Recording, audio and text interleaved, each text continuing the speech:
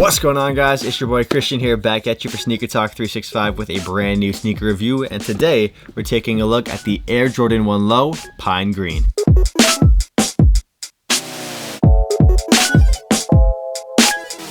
Now we're switching up the background a little bit for this video. I'm on vacation with my fam outside the city, and there's currently a little blackout, brownout right now, so we don't really have much power. I do have a small little light, and that's why I'm able to film this video. I really don't have much else here to do besides read some books, so yeah, let's catch up on the backlog of sneaker reviews we have for this channel. And if you're new to the channel, welcome. We do just sneaker reviews over here. We might do some sneaker news soon too, so subscribe if you're into sneaker videos. And yeah, with that said, let's get into the review. So the original Pine Green Air Jordan 1, those are long sold out. Those released back in September 22nd, 2018, and they resell for about $430 US.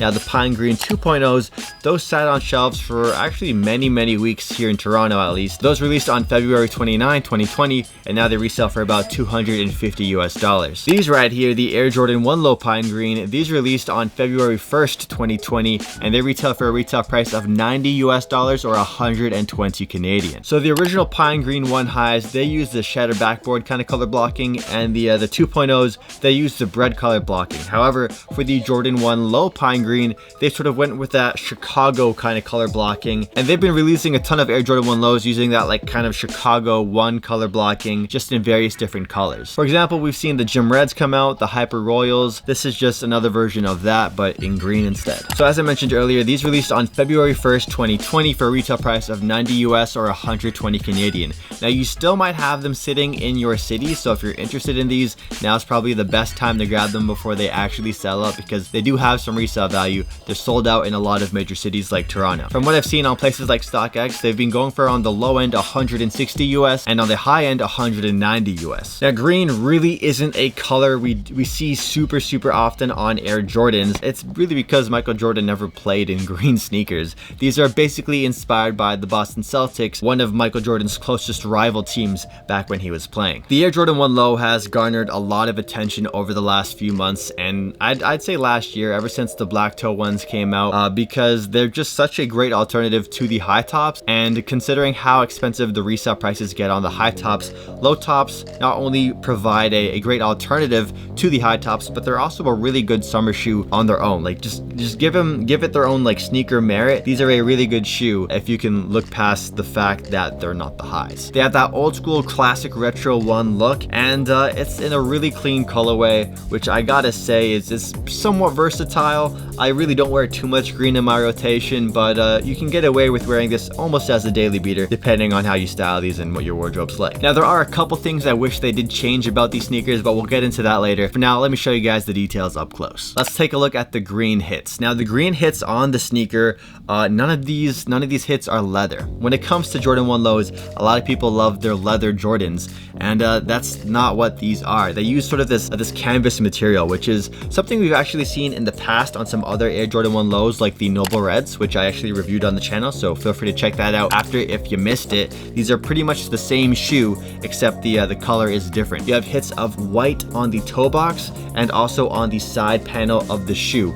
Now the thing with this is these don't use typical smooth matte leather as well. These also use like a shinier finish. It kind of reminds me of the Shatter Backboard 3.0s, where it has that sort of like Krispy Kreme glazy donut glaze look to it. So it does have some extra shine, something we're not typically used to seeing when it comes to Air Jordan 1s. For some people, the choice of materials that they used on these alone will turn them off from the sneaker completely. But for most who aren't too picky necessarily or too much of a purist when it comes to Jordan 1s being leather, this is still a great choice. Taking a look down the center of the shoe, you have some green laces. Moving on up to the top of the tongue, you have a black Jumpman logo embroidered into the nylon upper. Now the nylon tongue right here is also a little bit extra padded compared to the previous like OG Air Jordan 1 Lows. So if you are skateboarding in these or just wearing these super regularly, the extra padding will be pretty nice. Besides the green tongue, you also have a green collar, which also has this nylon material wrapping all along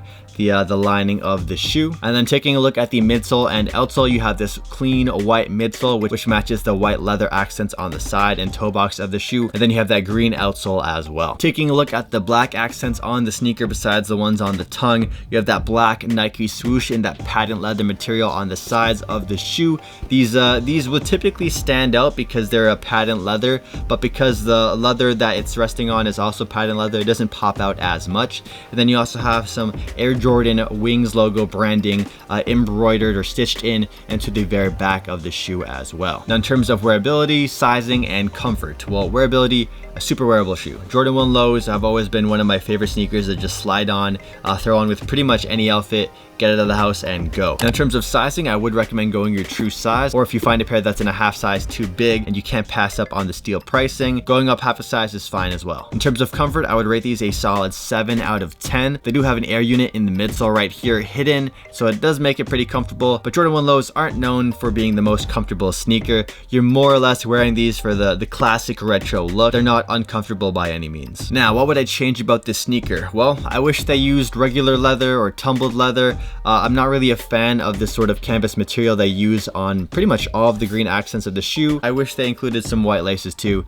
That would be nice. I really like wearing matching laces with the toe box for certain Chicago colorway styled sneakers. So yeah, but they only include green laces.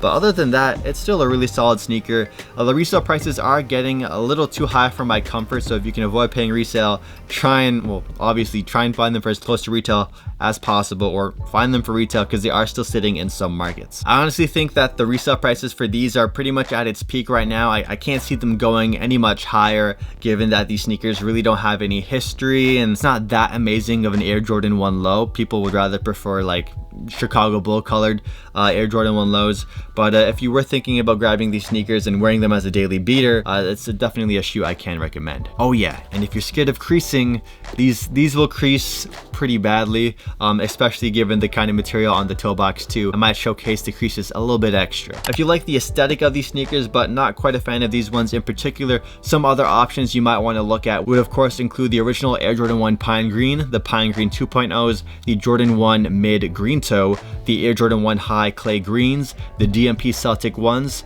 and maybe some Nike love. We've got the Air Max 1 Anniversary Greens and the Nike Dunk Low Off-White Pine Greens. So a lot of pine green options available. Pretty sure Jordan Brand will probably release some more pine green colored sneakers later this year. Let me know what you guys think about these sneakers in the comment section down below. Let's see if we can get this video to 100 thumbs up, and subscribe if you're new, of course, for more reviews just like this. I'll of course leave some links to places you can cop these sneakers in the description and down below, or similar sneakers. And yeah, I'll catch you guys in the next video. Peace out.